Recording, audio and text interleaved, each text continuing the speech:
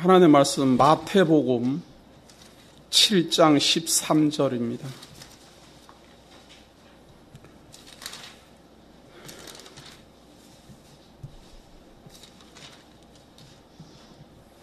마태복음 7장 13절.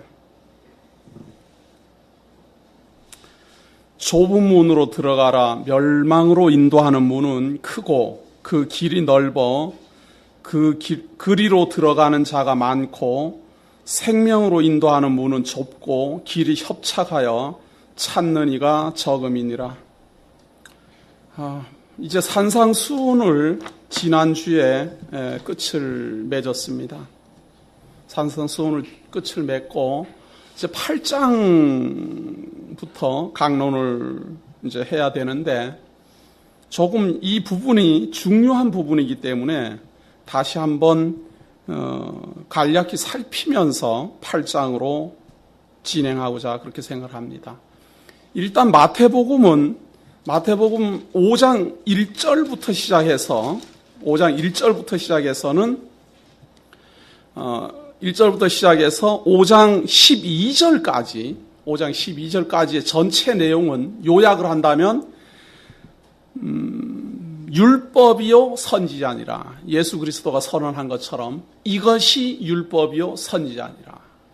복에 대해서, 율법에 대해서, 선지자에 대해서 예수님이 5장 1절부터 팔복, 그 다음에 율법이란 무엇인가, 그 다음에 선지자의 가르침은 어떠한가, 이 중요한 대목을 세 가지를 계속 구체적으로 이렇게 하면 안 되고 이렇게 하는 것이다. 이제 이건데 많은 분들이 예수님이 이렇게 하는 것은 아니고 이렇게 해야 옳다 이래 말하니까 어떻게 생각을 하는가 하면 예수님이 이렇게 하지 말고 이렇게 하라 그랬다 이렇게 이해를 하다 보니까 이 내용을 자꾸 윤리 도덕적인 규범으로 보게 됩니다. 예수님이 지금 하시는 말은 심판을 하는 겁니다.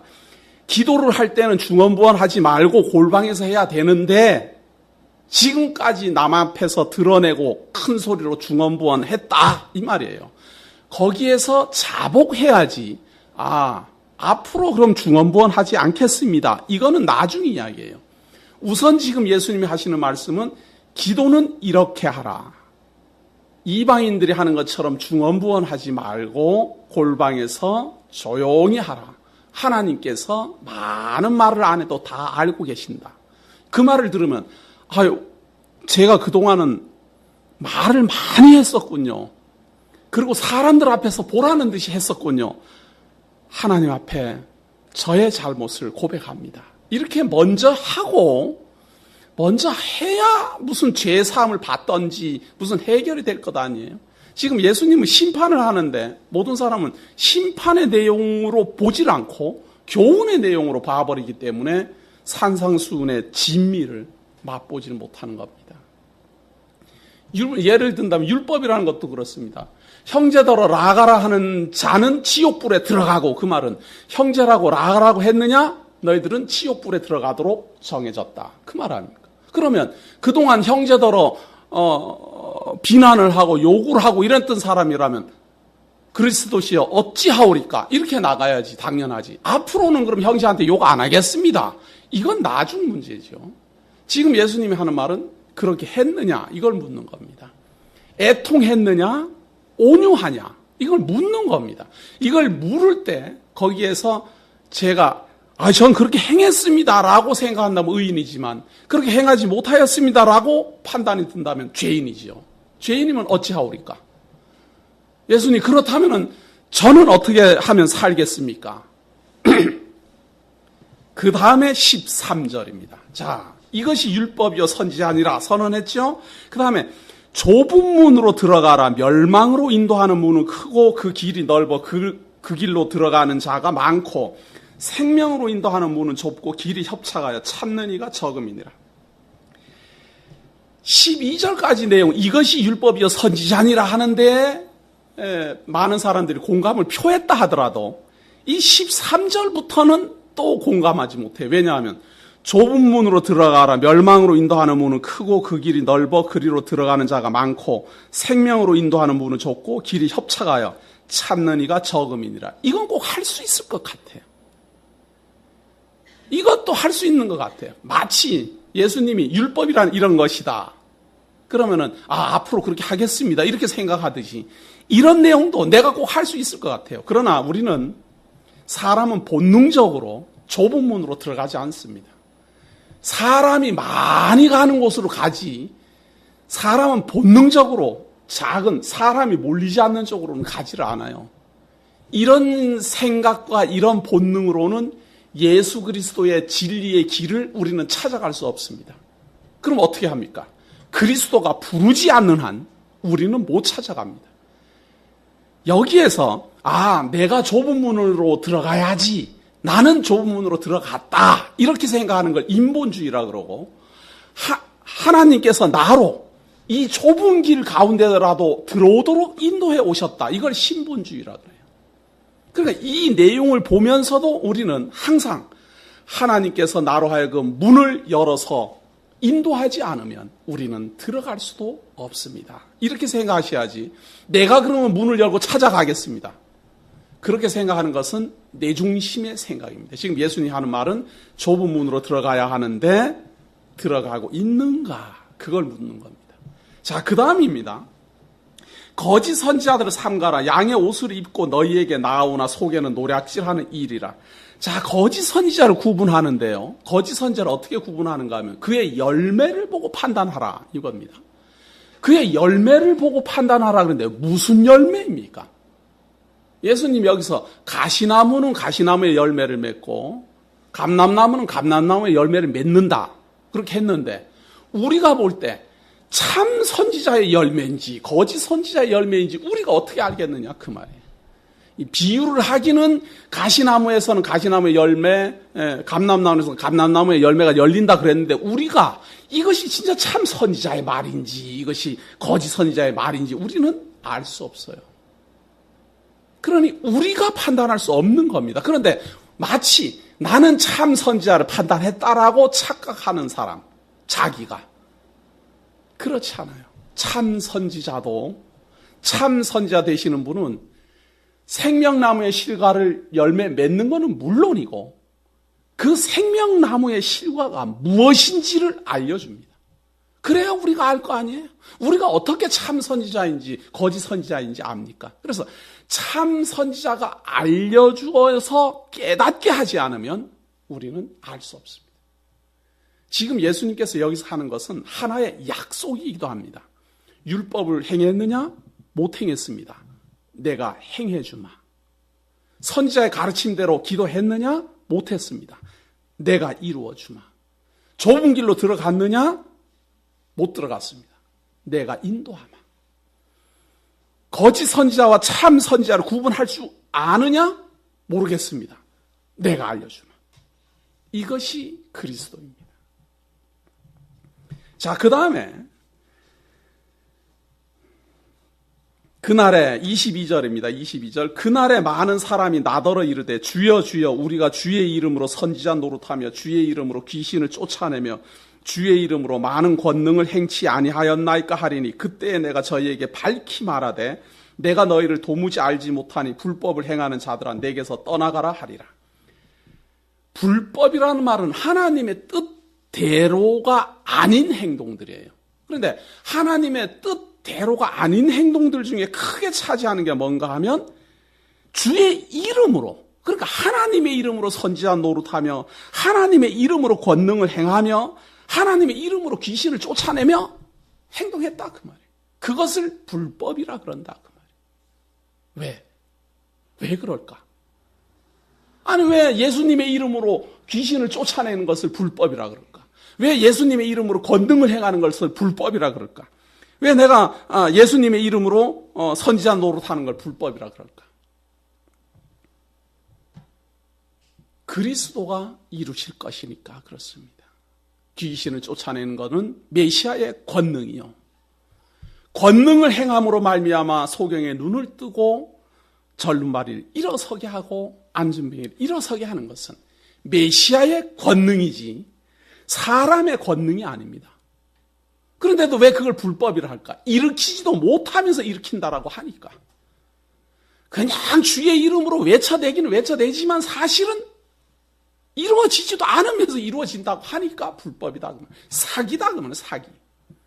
메시아는 말로만 그치지 않고 믿든지 말든지 상관없이 권능을 행하고 믿든지 말든지 상관없이 일으켜 세우고 믿든지 말든지 상관없이 귀신을 쫓아냅니다.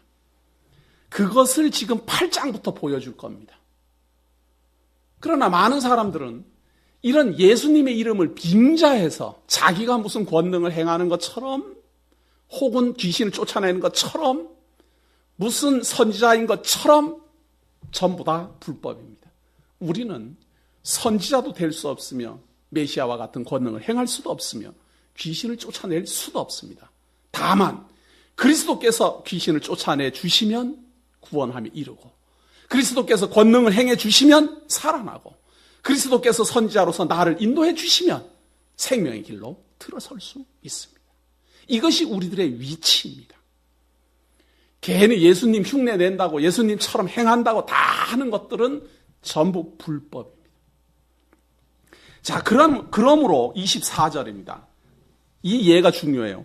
그러므로 누구든지 나의 이 말을 듣고 지금 내가 한 말, 지금 5장 1절로부터 시작해서 지금까지 해온 모든 것들을 다 행하는 자는 그 집을 반석 위에 지은 지혜로운 사람 같으니 지혜자예요. 말로만 끝나는 게 아니라 지금까지 해온 대로 다 행한 사람은 반석 위에 지은 지혜로운 사람 같아요. 그래서 비가 내리고 창수가 나고 바람이 불어 그 집에 부딪히되 무너지지 아니하나니 이는 주초를 반석 위에 놓은 연고요. 그러니까 말로만 그치는 게 아니라 그대로 예수님이 말한 그대로 다 해왔다 그 말이에요. 율법도 선지자의 가르침도 좁은 문으로 들어가는 것, 참 선지자에 대한 구분, 그리고 예수님께서 말하는 그 권능, 이런 모든 것에서도 예수님의 가르침 그대로 행하는 사람은 반석 위에 집 지은 사람과 같아요. 그러나 혹시 나의 이 말을 듣고 26절 이 말을 듣고 행치 아니하는 자는 혹시 이대로 못 행하는 자는 그 집을 모래 위에 지은 어리석은 사람 같으리니 비가 내리고 창수가 나고 바람이 불어 그 집에 부딪힘에 무너져 그 무너짐이 심하니라. 그대로 행한다고 행하지만 못 행하는 사람은 모래 위에 집 지은 사람 같아요. 여기서 우리는 판단해야 됩니다. 과연 예수님께서 하신 말씀을 듣고 내가 행할 수 있을까? 못 행합니다. 행할 수 없다라고 판단하면 아예 집을 지을 생각을 하지 마십시오. 이대로 행할 수 있을 것 같으면 반석 위에 집을 짓는 사람과 같아서 그대로 행하면 되는데 반쯤은 행하고 반쯤은 못 행한다든가 뭐 몇 가지 조항은 행하는데 몇 가지 조항은 못 행한다든가 그렇게 하려면 모래 위에 집 지은 사람과 똑같으니까 애초부터 시작도 하지 마십시오. 그러면 어떻게 합니까? 그래서 베드로에게 예수님이 그럽니다. 베드로야 너의 이름이 반석이니라. 내가 내 반석 위에 교회를 세우리니 음부의 권세가 이기지 못하리라. 무슨 말인가 하면 우리 기독교인 우리 하나님의 성도들 예수 그리스도의 지체자들은 내가 반석 위에 집을 짓는 게 아니라 그리스도가 지혜자가 되어 말씀하신 그대로 지켜 행함으로 반석 위에 집을 짓는 자처럼 지혜로운 자가 되기 때문에 우리는 그리스도의 터 위에 사는 겁니다. 선지자와 사도들의 터 위에 우리는 존재하는 겁니다. 그리스도의 반석 위에 우리는 디딤돌을 디디고 사는 겁니다.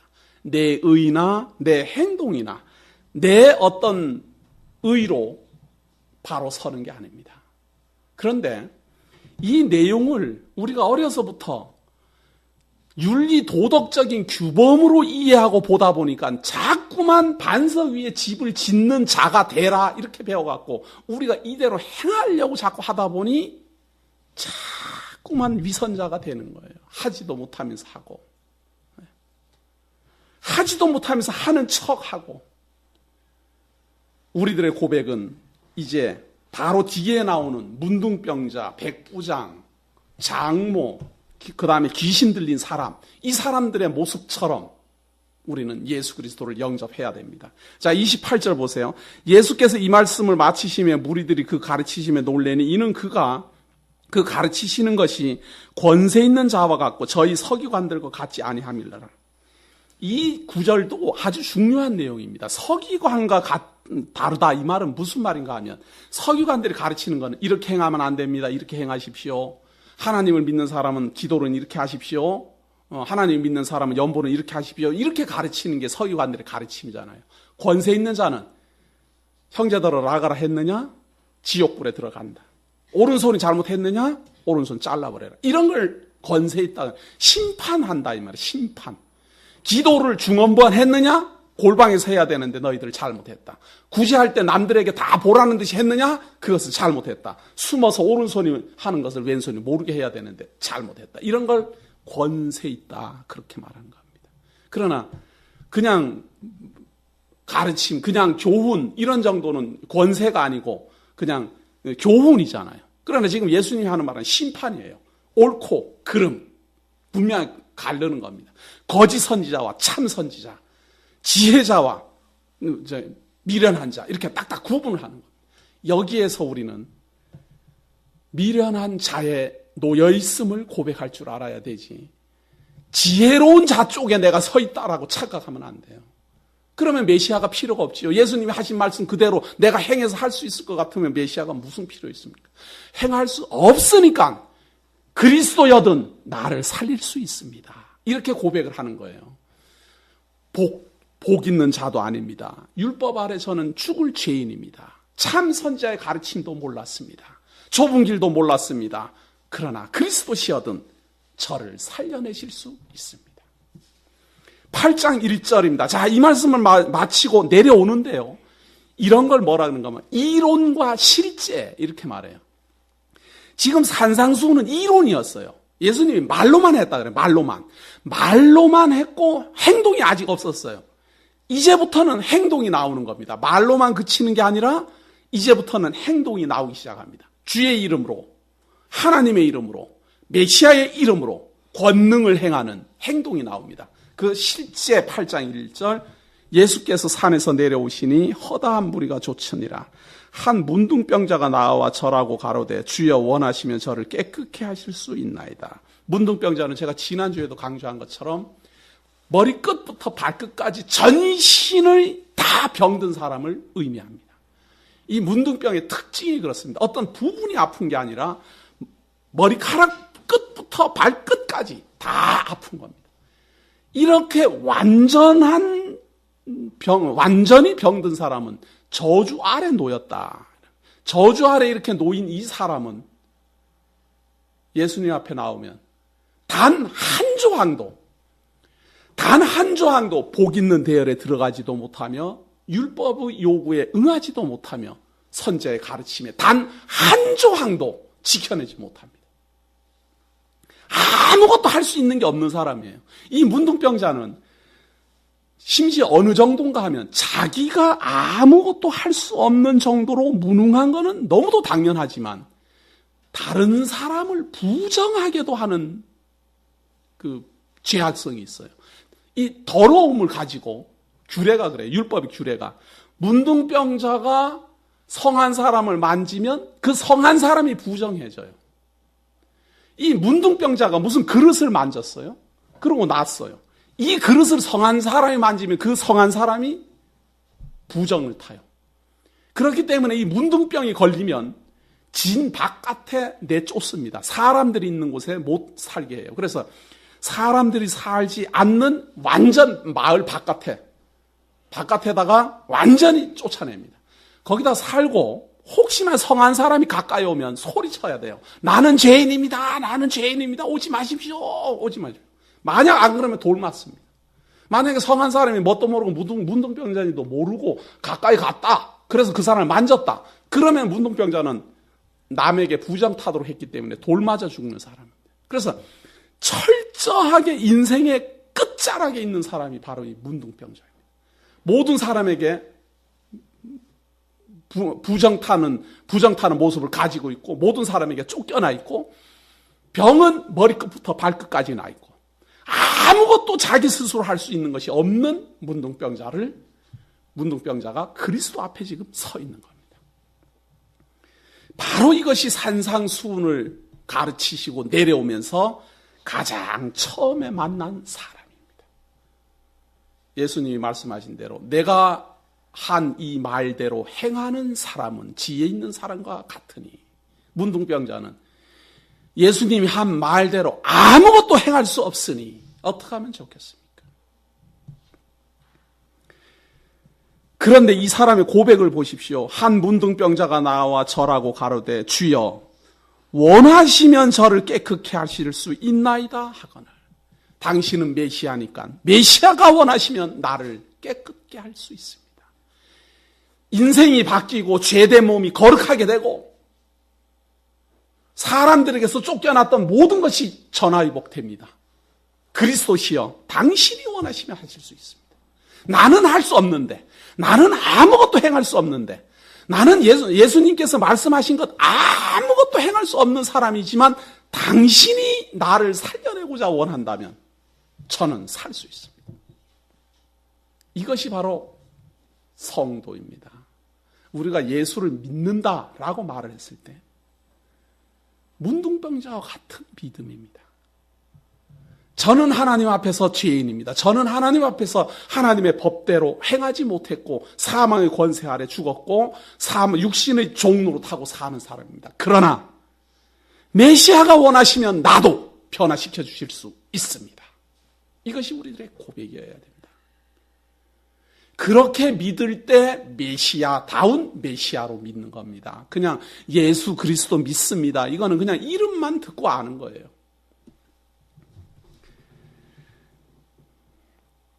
예수께서 손을 내밀어 저에게 대시며 가라사대, 그 문구가 너무 멋있지 않습니까? 내가 원하노니 깨끗함을 받으라. 메시아의 권능입니다. 내가 원한다. 깨끗함을 받아라. 상대방이 죄가 있고 없고 이런 거는 아무 상관없어요.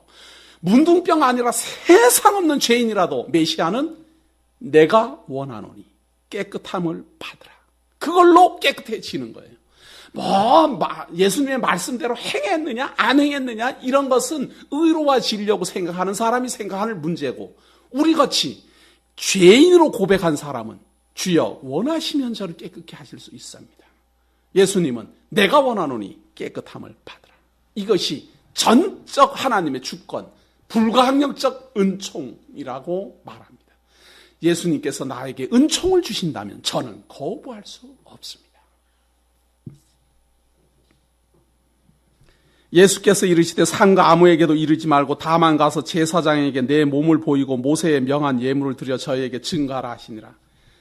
아무에게도 말하지 말고 제사장에게로 가라. 왜? 이 문둥병자인지 아닌지는 제사장이 선언합니다. 지금은 병원에 가서 진단을 하지만 이때 구약 시대에는 문둥병이 들린 사람은 제사장 앞에 가요. 이게 문둥병인지 혹은 그냥 종기가 난 건지 이걸 모를 수 있잖아요. 그래서 문둥병자 들린 사람이 오면 제사장이 그 사람을 이렇게 가두어 두어요. 이렇게 따로 가두어 두고 7일 동안 계속 살펴봅니다. 계속 살펴보면서 문둥병이라고 판단이 들면 그 사람으로 하여금 그 사람이 문둥병 걸렸다라는 걸 백성들에게 선포합니다. 누구누구는 문둥병에 걸렸으니까 접근하지 마십시오. 그리고 문둥병에 걸린 사람은 진 밖으로 쫓아내버립니다. 그렇게 판단해주는 심판관이 제사장이에요. 그런데 제사장이 그렇게 문둥병자라고 판단해서 쫓아낸 그 사람을 예수 그리스도가 깨끗하게 해서 제사장에게 다시 보내는 겁니다. 그러면 제사장은 깨끗하게 나아진, 자기가 분명히 문둥병자라고 선언한 사람이 깨끗하게 나아져서 왔으면 메시아가 왔구나라고 알아야 돼요. 왜? 메시아가 오면 문둥병이 나을 것 약속이 되어 있기 때문에 누구보다도 더 잘하는 제사장이 자기가 분명히 문둥병자라고 선언을 했는데 그 사람이 제사장이라 오면은 메시아가 왔구나 하고 맨발로 지금 뛰어나와야 되는데 안 그러지요? 안 그럽니다. 왜? 왜 그럴까? 참 선지자를 구분할 능력이 없기 때문에 그렇습니다. 보기는 보아도 참 선지자가 뭔지 모르니까 그 열매를 보면 알 텐데, 문둥병자가 깨끗하게 됐으니까 그 열매를 보면은 아, 이분이 메시아로구나 하고 알 텐데 봐도 몰라요. 봐도. 그렇기 때문에 우리는 예수님 만나면 믿을 수 있는 것 같지만 그리스도가 우리를 믿게 하지 않으면 불가능하다는 겁니다. 아무리 보면 뭐예요? 문둥병자가 나은 걸 보면 뭐예요? 제사장도 안 믿는데. 예수께서 가버나움에 들어가시니 한 백부장이 나와 간구하여 가로되 주여 내 하인이 중풍병으로 집에 누워 몹시 괴로워하나이다. 자, 두 번째는 중풍병자이고 거기에 나타난 사람은 백부장입니다. 백부장이라는 말은 이방인이라는 뜻입니다. 백부장은 100명의 부하를 다스리는 사람인데 100명의 군사를 거느리고 다스리는 사람이니까 로마 군사예요. 그러니까 로마 제국의 군사 백부장이니 이방인입니다. 메시아하고 상관없는 분이에요. 메시아는 구약의 이스라엘 민족에게로 보냄을 받으리라 하고 약속을 했기 때문에 여기에 지금 이방인이 나타날 입장이 못 돼요. 왜? 하나님의 택한 백성을 위해서 보냄을 받은 분이 메시아이니까. 그러나 분명히 이스라엘의 택한 백성을 위하여 보냄을 받으신 분이 메시아이지만 그분이 하고자 한다면 이방인이라도 예수를 믿을 수 있다. 꼭 유대인만 예수를 영접하는 게 아니라 이방인이라도 그리스도를 영접할 수 있으며 메시아로 고백할 수 있으며 메시아로 믿을 수 있다. 이것이 메시아의 능력입니다. 백부장이 알아서 믿는 것이 아니라 백부장으로 하여금 믿어지게끔 합니다. 그 역사가 나타나는데요. 그 중에 중풍병인데 이 중풍병의 특징은 문둥병하고는 좀 달라요. 중풍병의 특징이 무엇인가 하면 자기 의지로 움직일 수 없다라는 겁니다. 중풍병이라는 게 그거 아니에요. 제가 저는 또 가끔 그 예를 듭니다. 지금도 그 생각을 하면은 제가 웃음이 나와요. 우리 동네에 우리가 알리라고 그때 별명을 지었던 아저씨가 있어요. 이 팔이 계속 이러는 거예요. 이 풍이 온 거예요. 자기가 그러고 싶어서 그러는 게 아니에요. 벌써 우리는 저 멀리서 막 책가방 메고 오다 보면 알리 왔다, 알리. 그러면 저기서 이러고 오는 거예요. 하루 종일 이러고 다녀요. 이게 쉬지 않고 이래요. 왜? 여기에 대한 제어 능력이 없어요. 무슨 말인가 하면 자기 몸이지만 자기가 움직일 수 없는 사람. 자기 몸이지만 자기 뜻대로 움직이지 못하는 사람. 자기 몸이지만 사망의 권세 아래 종노릇하고 있는 사람. 자기 몸이지만 하나님의 의로운 도구로 사용할 수 없는 사람. 자기 몸이지만 의보다 악을 더 많이 행하는 사람. 이런 걸 종이라 그러는 겁니다. 이 중풍병이라는 말은 어떤 병마의 종노릇하고 있는 것을 대표적으로 지금 보여주고 있는 거예요. 자기의 의지력이 통하질 않아요. 병마라는 게. 병마라는 게 그거 아니에요. 어떤 사람이 병 들어오기를 원하는 사람이 누가 있습니까? 그러나 병마가 들어오면 꼼짝달싹을 못하니 그 병마가 들어와서 자기 마음대로 막 사람을 가지고 노니 그럼 누가 이거를 해결해 줍니까? 메시아가 그 병마를 쫓아내줘야만 산다. 우리가 사단의 종로를 타고 있을 때 메시아가 그 사단을 쫓아내지 않으면 우리는 구원에 이를 수 없다. 자, 백부장이 고백하는 내용을 보세요. 8절. 백부장이 대답하여 가라. 6절입니다. 가로되 주여 내 하인이 중풍병으로 집에 누워 몹시 괴로워하나이다. 얼마나 괴롭습니까? 자기의 뜻대로 움직이지를 못하니까. 가라사대 내가 가서 고쳐주리라. 백부장이 대답하여 가로되 주여 내 집에 들어오심을 나는 감당치 못하겠사오니 다만 말씀으로만 하옵소서. 그러면 내 하인이 낫게 쌈나이다. 나도 남의 수하에 있는 사람이요 내 아래도 군사가 있으니 이더러 가라 하면 가고 저더러 오라 하면 오고 내 종도로 이것을 하라 하면 하나이다. 이 백부장이 예수 그리스도를 어떠한 존재로 보는가 하면 절대 주권자로 보는 겁니다.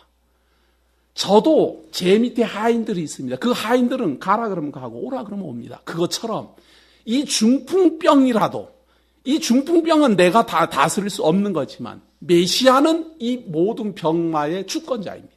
그러니까 주권자 대신 메시아가 가라 그러면 갈 거고, 비록 가가지고 막 누르고 뭐 주무르고 안 해도 말로만 그 중풍병 떠나라 그러면 떠날 거고, 오라 그러면 올 거고, 귀신 들어오라 그러면 들어올 거고, 나가라 그러면 나갈 거고. 메시아는 절대 주권자이십니다. 그러니 당신은 꼭 우리 집에 안 와도 말씀을 하면 해도 고칠 수 있습니다.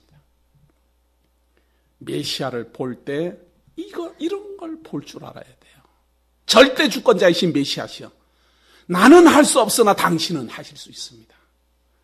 그러한 권능과 그러한 능력이 당신께 있습니다. 원하시면 문둥병도 고치고, 원하시면 말씀으로만 해서도 중풍병을 고칩니다. 그래서 시서에 보면 그래요.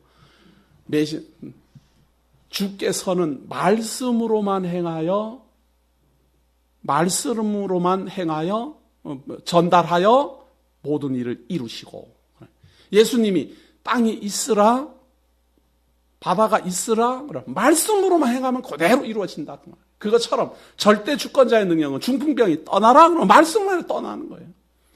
메시아를 영접할 때 이런 메시아를 영접해야 내가 고침을 받을 수가 있습니다. 이런 걸 메시아 권능이라 그럽니다. 하나님의 이름으로 권능을 행하고 할 때 이런 권능을 말하는 겁니다. 뭘 가가지고 막 눈을 찌르고 막 주무르고 막 밟고 이러는 게 아니라 말로만 해도 그냥 나가버려야 돼요. 말로만 해도 나가나? 괜히 남들에게 보여주는 척 하느라고 생쇼를 하다 보니까 막 주물르고 막 밟고 막 야단법석이지. 메시아의 권능으로 만약에 그 사람의 병이 날 것 같으면 가서 주물르는 거 아니에요. 말로만 해도 나가고 기도만 해도 나가야 되는 거예요.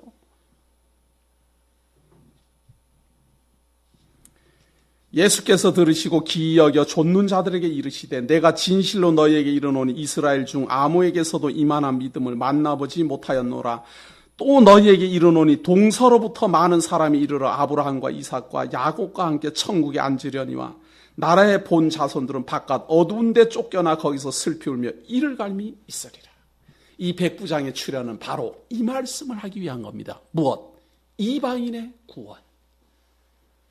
미래를 지금 예언하고 있는 겁니다. 이스라엘 민족, 아브라함의 후손들은 오히려 쫓겨나고, 동서로부터 많은 이방 민족들이 하나님의 천국 잔치에 참여할 것이다. 이방인 구원에 대한 예언입니다.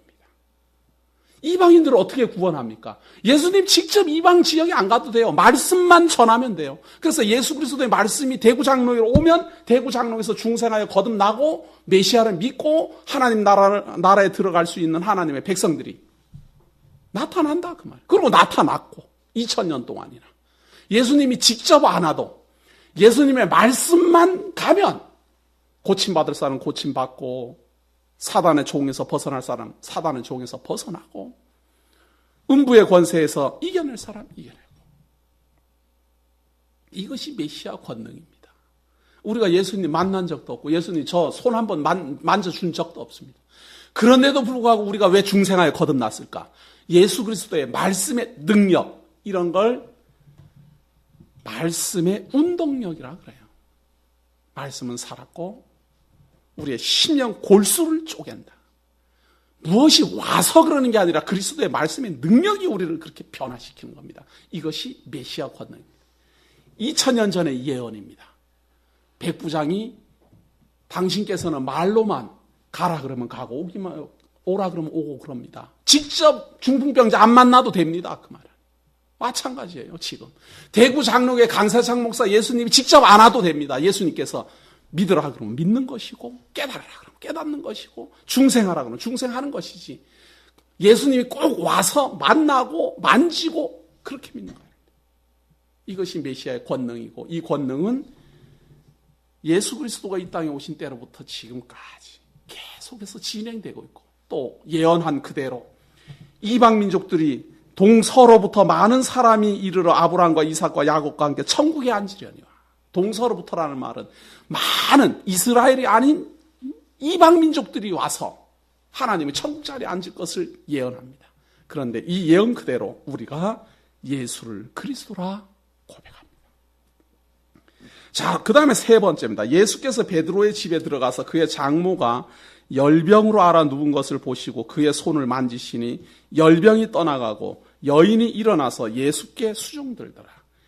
이 예수님, 베드로의 집에 들어가서 베드로의 장모가 열병을 할 때 이 베드로의 장모는 예수님을 모르는 사람이에요. 열병의 가장 특징이 무엇인가 하면 혼수 상태. 이 열이 펄펄 오르면 사람이 혼수 상태에 빠져요. 그러니까 이게 판단력이 없어요. 판단력이 없이 어떻게 예수님을 믿겠습니까? 백부장은 그래도 당신은 주권자이십니다. 이런 판단력이 있잖아요. 메시아시니까 당신은 절대 주권을 가지고 말씀으로만 해도 맞습니다.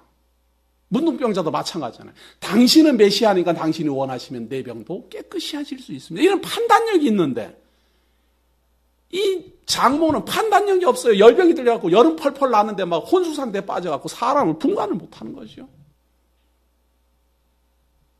무슨 말인가 하면 상대방이 예수 그리스도를 알아보든지 안 알아보든지 아무런 상관없이 그리스도는 원하시면 낳게 할 자 낳게 하고 중생할 자 충생하고 믿을 자 믿게 한다. 이런 걸 메시아의 절대 권능이라 그럽니다. 그런데 뭐 어떻게 하다가 믿으면 고쳐주고 안 믿으면 안 고쳐주고 메시아를 그렇게 보면은 완전히 지금 잘못 보고 있는 겁니다. 장모는 예수님 얼굴도 못 알아보는데 열병이 들려갖고 지금 완전 혼수 상태에 빠졌는데 어떻게 예수님을 뭐 알아보고 고백을 하고 합니까? 너무 중요한 내용 아닙니까? 메시아가 원하시면 아무리 더럽고 추하고 부정탄 문둥병이라도 깨끗이 하실 수 있습니다. 메시아가 원하시면 직접 오지 않아도 말씀으로만 다 고칠 수 있습니다. 메시아가 원하시면은 예수 그리스도를 알던 모르던 상관없이 낫게 하실 수 있습니다. 이것이 메시아의 능력입니다. 16절입니다. 저물매 사람들이 귀신 들린 자를 많이 데리고 예수께 오거늘 예수께서 말씀으로 귀신들을 쫓아내시고 병든 자를 다 고치시니 이는 선지자 이사야로 하신 말씀에 우리 연약한 것을 친히 담당하시고 병을 짊어지셨도다 함을 이루려 하십니다. 말로만 하는 게 아니라 직접 다 고치는 거예요. 귀신 들린 사람 쫓아내고 하나님의 능력으로 병든 자 일어나게 하고 그리고 이러한 모든 내용들은 선지자로 이미 말씀하신 겁니다.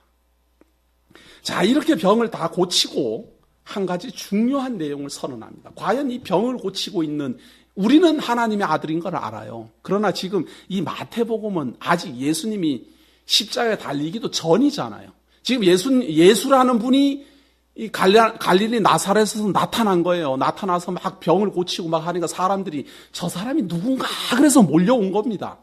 몰려와서 말씀을 가만히 들었는 것이 산상수훈의 내용이에요. 그리고 그 말씀대로 지금 행하고 있는 것이 문둥병을 고치고 백부장의 하인을 고치고 열병 걸린 사람을 고치고 귀신 들린 사람을 쫓아내고 다 그래요. 그러면 사람들 머릿속에는 이분이 과연 누굴까? 이런 생각이 들 것 아니에요. 우리야 예수님이 누굽니까? 그러면 하나님의 아들이십니다. 미리 고백을 했으니까 우리는 당연히 알지만 이때 당시에 거기 현장에 우리가 있다라고 생각하면 과연 이분은 누구기에 이런 권능을 행할까라는 의심이 들 것 아니냐. 메시아라고 믿는다라면은 의심이 들 것도 없지만 메시아인가 아닐까 이렇게 혼란한 사람은 두고 봐야 될 것 아니에요. 과연 메시아일까 아닐까. 그래서 이분이 과연 누구일까. 18절입니다. 예수께서 무리가 자기를 에워싸움을 보시고 저편으로 건너가기를 명하시니라. 한 서기관이 나와 예수께 말씀하되 선생님이여 어디로 가시든지 저는 쫓으리이다. 예수께서 이르시되 여우도 굴이 있고 공중의 새도 거처가 있으되 오직 인자는 머리 둘 곳이 없다 하시더라. 어떤 분인가? 이 세상에 존재할 곳이 없는 분. 왜? 하늘의 보좌로부터 이 땅에 내려오시고 이 거룩하신 하나님의 아들이 있을 곳이 없습니다. 왜? 사망의 권세가 완전히 장악하고 있으니까. 그렇다면 하나님께서 하나님의 아들 우리 주 예수 그리스도가 이 땅에 있고자 한다면 어떻게 해야 됩니까? 심판하시고 사단을 무저갱에 가두시고 이 세상의 저주를 완전히 제거한 다음 우리 주 예수 그리스도의 통치 시대가 열려야 됩니다. 그때 가면 예수 그리스도의 통치가 이 땅에서 실현될 겁니다. 이걸 천년 왕국이라 칭합니다. 그러나 예수 그리스도가 초림했을 때는 음부의 권세가 완전히 장악해갖고 모든 사람이 사망과 이 음부의 권세 아래 장악되어 있습니다. 그들을 구원하시고 그들로 하여금 예수 그리스도로 말미암아 죄사함 받게 하기 위하여 오신 예수 그리스도가 그 영화로우신 하나님의 나라를 이제 시작하는 단계입니다. 이 시작해서 하나님의 나라가 이 땅에 널리 퍼지는 그날 우리 주 예수 그리스도가 재림하시고 하나님의 통치가 시작될 것입니다. 그러나 아직까지는 이 세상에 존재할 곳이 없습니다. 자, 그러니까 제자 중에 또 하나가 가로되 주여 나로 먼저 가서 내 부친을 장사하게 허락하옵소서. 예수께서 가라사대 죽은 자들로 저희 죽은 자를 장사하게 하고 너는 나를 좇으라 하시니라.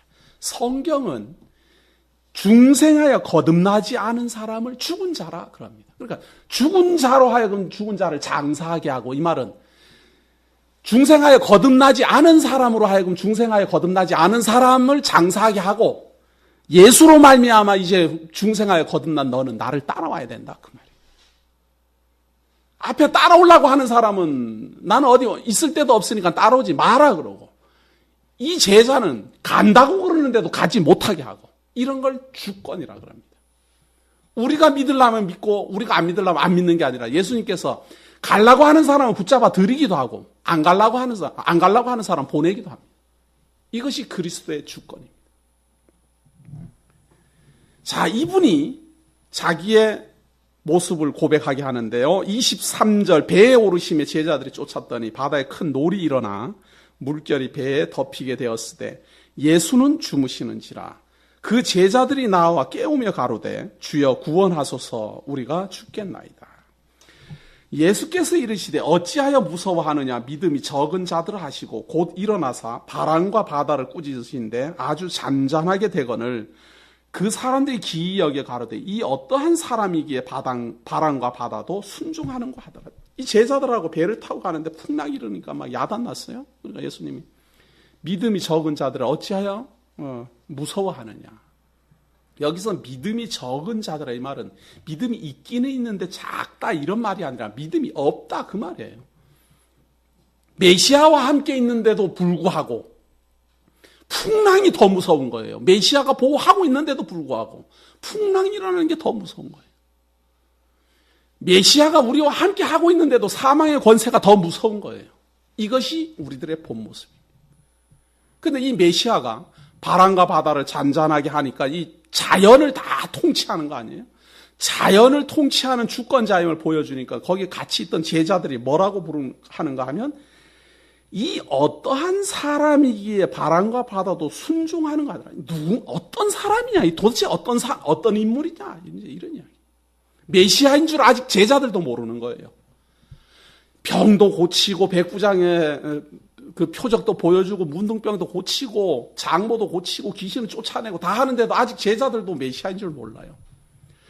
야, 이거 대단한 사람이다 말이죠. 대단한 사람이다. 왜? 대단한 사람이라서 바람과 바다도 잔잔하게 하는 참 능력이 대단한 분이다. 이렇게 지금 구분을 못하니까 28절에 보세요. 또 예수께서 건너편 가다라 지방에 가시며 귀신 들린 자 둘이 무덤 사이에서 나와 예수를 만나니 저희는 심히 사나워 아무도 그 길로 지나갈 수 없을 만하더라. 그 배가 이제 기슭에 이래 닿았어요. 기슭에 닿아서 가다라 지방에 이렇게 가니까 거기에 귀신 들린 사람이 둘이 있는데 예수님 보던 29절에 보세요. 이에 저희가 소리질러 가로되 하나님의 아들이여 우리와 당신과 무슨 상관이 있나이까? 때가 이르기 전에 우리를 괴롭게 하려고 여기 오셨나이까? 하더니 이 제자들은 이 어떠한 사람이기에 이런 능력을 행하는고 이렇게 말하는데 귀신 들린 사람은 하나님의 아들이야 하고 정확히 알아봐요. 이게 영적 존재이기 때문에 가능한 겁니다. 영적 존재이기 때문에 자기네들의 절대 주권자를 한눈에 알아보는 겁니다. 그리고 무엇까지 아는가 하면 아직 때가 이르기 전에 하는 거 보면 귀신의 때가 있는 거예요. 자기네들이 언제까지 이렇게 활동할 수 있다. 그 때를 알고 있는 거예요. 근데 아직 때가 안 됐는데 예수님이 왜 오십니까? 그 말이에요. 자기네들이 아직 무적에 들어갈 때가 안 됐는데 예수님이 왜 오십니까? 그 말이에요. 음부의 권세가 완전히 장악당하고 예수 그리스도의 통치가 이 땅에 이루어질 것을 귀신들은 이미 알고 있는 겁니다. 제자들은 모르지만. 옆에서 보고 있는 사람들은 모르지만 귀신 들린 사람은 알아보는 겁니다. 왜? 귀신이 알아보는 거니까. 하나님의 아들이여 우리와 당신과 무슨 상관이 있나이까? 때가 이르기 전에 우리를 괴롭게 하려고 여기 오셨나이까 하더니 아직 때가 이르릅니다. 아직 아닙니다. 그 말이에요. 마침 멀리서 많은 돼지떼가 먹고 있는지라 귀신들이 예수께 간구하여 가로되 만일 우리를 쫓아내실진데 돼지떼에 들여보내소서 한데 저희더러 가라 하시니 귀신들이 나와서 돼지에게로 들어가는지라 온 떼가 비탈로 내리달아 바다에 들어가서 물에서 몰사하거늘 치던 자들이 달아나 시내에 들어가 이 모든 일과 귀신 들린 자의 일을 고하니 온 시내가 예수를 만나려고 나가서 보고 그 지방에서 떠나시기를 간구하더라. 이 귀신이라는 것은 정신을 장악해야 되니까 자기네들의 그 거처가 정신이니까 귀신 들린 사람의 정신에서 나오긴 하는데 당장 우리가 갈 데가 없으니까 일단 돼지떼에게로 보내십시오. 돼지떼에서 또 다른 데로 또 옮겨가는 거죠. 그러니까 일단 돼지떼로 옮겨가니까 이 돼지떼가 귀신이 들렸으니까 막 미쳐가지고는 전부 다 물에 가서 몰사한 겁니다. 그 장면을 보면 귀신 들린 두 사람은 귀신이 이제 쫓겨났으니까 나았을 텐데 생명나무의 그 참선자 열매를 보고 참선자를 판단을 해야 되는데요. 귀신 들린 사람이 지금 귀신이 나았고 멀쩡한 사람이 됐으면 참선자가 왔구나 이렇게 생각을 해야 되는데 돼지떼가 달아나서 물에 몰사하는 걸 보고 사람들이 동네에 가서 알려주니까 그 사람들이 나와서 34절 보세요. 온 시내가 예수를 만나려고 나가서 오 메시아시여 이렇게 하는 게 아니라 보고 그 지방에서 떠나시기를 간구하더라. 제발 오지 마십시오. 당신 제발 오지 마십시오. 하나님의 아들이고 메시아고 다 필요 없으니까 우리 돼지떼 몰살해갖고 우리 살림 망했습니다. 네? 이것이 사람입니다. 어떻게 우리가 참 선지자를 구분해요? 한번 보십시오. 예수가 오심으로 말미암아 귀신이 쫓겨나서 사람이 정신이 온전해진 것에 대한 감사보다 자기 재산, 돼지떼가 몰살당한 것이 더 아깝고 큰 문제예요. 이것이 사람입니다. 예수를 그리스도로 믿음으로 말미암아 중생하여 거듭나는 사건보다 예수를 그리스도로 믿음으로 말미암아 내 사업에 지장을 받는 게 더 큰 문제라고 생각하는 게 사람이다 그 말이에요. 어떻게 이러한 사람들이 예수를 그리스도라고 영접하겠습니까? 그리스도가 내가 깨끗하기를 원하노라 하지 않으면 불가능합니다. 내가 눈 뜨고 보기를 원하노라 하지 않으면 불가능합니다. 내가 믿기를 원하노라 하지 않으면 우리가 믿을 수 없습니다. 성도님들이나 저나 마찬가지 아니겠습니까? 예수를 그리스도로 믿는 사건보다 내가 그걸로 말미암아 당장 이 세상에 살면서 나타난 어떤 불이익에 대해서 두려워한 적은 없습니까? 예전에 있던 사람이나 지금 있는 사람이나 다 마찬가지입니다. 바람과 바다를 잔잔하게 해도 이 사람이 누굴까? 참 신기한 일을 행하는 거 보니 참 신기한 사람이긴 한데 누군지 모르겠다. 이제 이런 이야기죠. 귀신이 쫓겨나가고는 이 무덤가에서 둘이서 막 헤매다니던 사람이 멀쩡한 사람이 된 건 하나도 안 기뻐요. 왜? 나하고 아무 상관없는 일이니까. 그 사람이 귀신 들려서 그렇게 헤매다가 멀쩡한 사람이 된 거하고 우리 집 돼지떼가 몰살한 거하고 이게 더 큰 사건이에요. 이게 더 큰 사건. 그래가지고 메시아가 분명히 보세요. 제자들은 이 사람이 어떠한 사람이기에 바람과 바다도 잔잔하는 거 했죠. 내려오니까 귀신들이 하나님의 아들이야 고백했지요. 그러면 메시아라는 게 밝히 드러난 거예요. 지금 다. 그렇게 드러난 상황임에도 불구하고 이 가다라 지방에 있는 사람들은 메시아를 내어 쫓습니다. 그의 열매를 보고 그걸 알아야 되는데 알지 못합니다. 좁은 문으로 들어가야 되는데 좁은 문이 무엇인지도 지금 모릅니다. 권능을 주의 이름으로 말로만 행하는 게 아니라 직접 행해서 귀신을 쫓아내는데도 불구하고 그것을 받아들이지를 못합니다. 어떻게 하면 좋겠습니까? 이렇게 많은 사람들이 예수 그리스도의 표적과 가르침과 바로 옆에서 보면서도 제자들조차도 그리스도로 영접하지 않습니다. 그러나 직접 보지도 못했고 그때 시대에 살지도 않았고 우리는 이방인임에도 불구하고 예수를 그리스도라 고백합니다. 내가 믿는 것 같지만 천상에 계신 우리 주 예수 그리스도의 능력이 우리로 하여금 믿어지게 하고 있고 우리로 하여금 변하게 하고 있고 우리로 하여금 예수를 그리스도로 영접하도록 그 능력을 보이시기 때문에 나 같은 사람이 믿고 우리 성도님 같은 분들이 모두 다 예수를 그리스도라 고백하는 것입니다. 다만 안타까운 것은 그러한 예수 그리스도의 손길은 보이지 않기 때문에 마치 자기가 믿는 줄로 착각한다는 것이 안타깝습니다. 그러나 한번 보십시오. 보고 안 보고는 중요하지 않습니다. 바로 옆에서 만지고 안 만지고는 중요하지 않습니다. 예를 들어서 백부장의 하인이 지금 중풍병에 걸려 있다가 나았습니다. 그 중풍병자가 어느 날부터 중풍병이 갑자기 나와버렸어요. 왜 나았는지 어떻게 알겠습니까? 그 사람이. 그냥 날 때 됐으니까 나았지. 지금 백부장이 와서 예수님께 와서 우리 하인이 병들었다 이렇게 고백을 했기 때문에 그 하인은 예수님 얼굴도 모르고 그냥 병이 나와버렸어요. 그냥 날 때 되면 안 거예요. 그냥 그 사람 입장에서는. 우리도 혹시 그런 착각할까 봐 두렵다 그 말이에요.